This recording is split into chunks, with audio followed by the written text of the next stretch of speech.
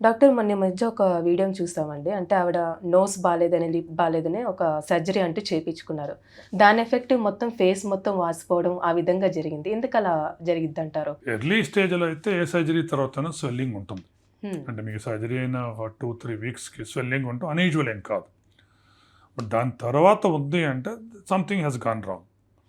So either surgery proper కాదా, infective problem ఏమైనా ఉందా, లేదా ఆవిడున్న కండిషన్కి చేసిన ప్రొసీజర్ సరిగ్గా మ్యాచ్ కాలేదు, వీటిలో ఏదో ఒకటి అయి ఉండాలి. అంతేగాని లాంగ్ టర్మ్ డిస్టార్షన్ ఉంటే there something is wrong in the entire thing. ఏంటి అనేది పర్టికులర్ పేషెంట్ని బట్టి కనుక్కోవాల్సి ఉంటుంది. అసలు ఎన్నిసార్లు మనం సర్జరీ అంటూ చేపించుకోవచ్చండి? ఒక పర్టికులర్ ఏరియాలో the lesser number better any time. ఒక్కొక్కసారి పర్పస్ఫుల్లీ స్టేజ్ చేస్తాం.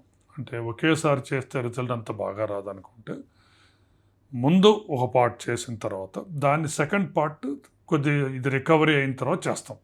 For example breast sagging volume కూడా తక్కువ ఉంది, టెక్నికల్గా రెండు ఒకసారి కరెక్ట్ చేయొచ్చు. అంటే బ్రెస్ట్ ఎన్లార్జ్మెంట్, లిఫ్ట్ కూడా, దాంట్లో కాంప్లికేషన్ రేట్ హయ్యర్. అటువంటి అప్పుడు ఫస్ట్ ఓన్లీ లిఫ్ట్ చేసిన తర్వాత 3 months అట్లా వెయిట్ చేసి నెక్స్ట్ ఆగ్మెంట్ చేయటం, అదొక procedure. Or do the augment first, lift later. ఇట్లా ఈ స్టేజ్ చేయటం వలన your result better, complication rate will be drastically down. అట్లా చేయటం బెటర్. ఇప్పుడు ప్లాస్టిక్ సర్జరీలో న్యూ అప్డేట్గా ఎలాంటి ట్రీట్మెంట్ అంటూ వచ్చిందండి? Every year lots of new things వస్తాయండి. The question here is the new things useful, complication free, permanent results. ఈ మూడు important. అయితే like a market, everything somebody advertise some new thing. Non surgical మీద people are interested, especially so called Gen Z. They want a shorter recovery period, quicker procedure, immediate outcome. So ఈ non surgicals have a role there, and because most of them are younger, వాళ్ళకి అది suitable.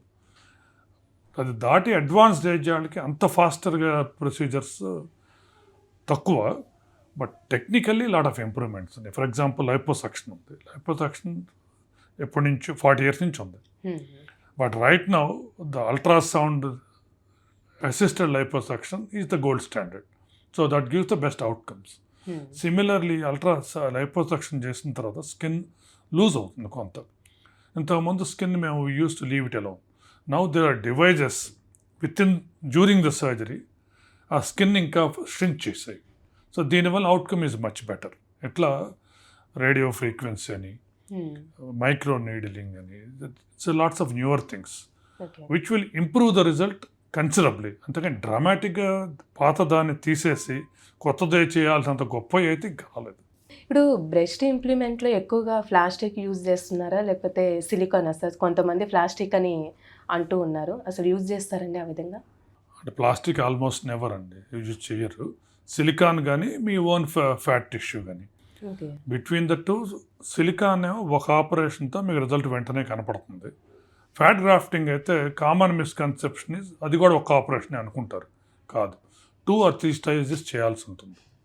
చేస్తే advantage ఏంటంటే your own tissue, the disadvantage is multi stage procedure. ఏదైనా ఒక accident అయినప్పుడు కొంచెం face అంటూ డ్యామేజ్ అవుతూ ఉంటుంది, మళ్ళీ సేమ్ ఫేస్ అంటూ రావడానికి అవకాశం ఉందంటారండి ఒకవేళ సర్జరీ చేస్తే? మీకు యాక్సిడెంట్ అయిన వెంటనే కనుక అయితే most of the time best time అండి సర్జరీ చేయడానికి. అప్పుడు almost you get everything back. The next option ఈ సర్జరీ ఎక్కడో జరిగింది, ఇంకా మీకు డిఫార్మిటీస్ కనపడుతున్నాయి, టిష్యూస్ కొంచెం రికవర్ అవగానే ఎర్లియస్ట్ పాసిబుల్ టైంలో చేస్తే again possible to get everything back. Long term కనుక అయితే ఇయర్స్ అయింది అనుకుందాం, అప్పుడు బోన్ వాల్యూమ్ ఎంతైనా రీప్లేస్ చేయొచ్చు. సో బోన్ స్ట్రక్చర్ని మళ్ళీ బిల్డ్ చేయొచ్చు.